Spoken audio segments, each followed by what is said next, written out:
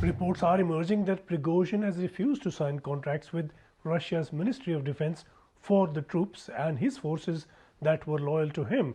And this will mean, as a first consequence, that those are troops and forces that will not be available to Russia in its war with Ukraine.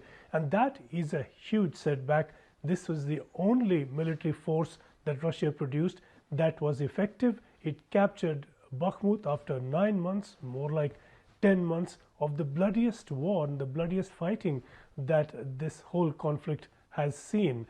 Without that force, Russia will be severely depleted. The only force really that worked for Russia is not available to Russia anymore, going by the reports suggesting that this will be the position that Prigozhin has finally taken. The alternative was always an unlikely one, that the forces loyal to Prigozhin, his forces, would then sign contracts with the very generals that Prigozhin had opposed and in fact rose against in a rebellion, so that the generals that were targeting Prigozhin should then become their bosses. This was not going to be a changeover that appeared very plausible or very workable. This also now raises the question and the possibility of Prigozhin's future. A lot of people had been writing that off, considering that he will not be a political or military force anymore.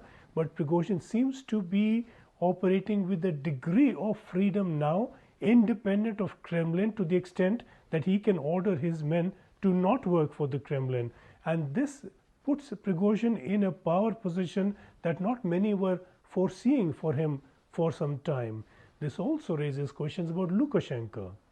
He is the one now harboring and sheltering Prigozhin and clearly permitting a degree of independence for Prigozhin, independent of the Kremlin. And this then can place Lukashenko in a power bargaining position with Russia, and particularly with Putin, that Belarus and Lukashenko himself may look to work to his advantage. A great deal of churning taking place now at the top level within Russia.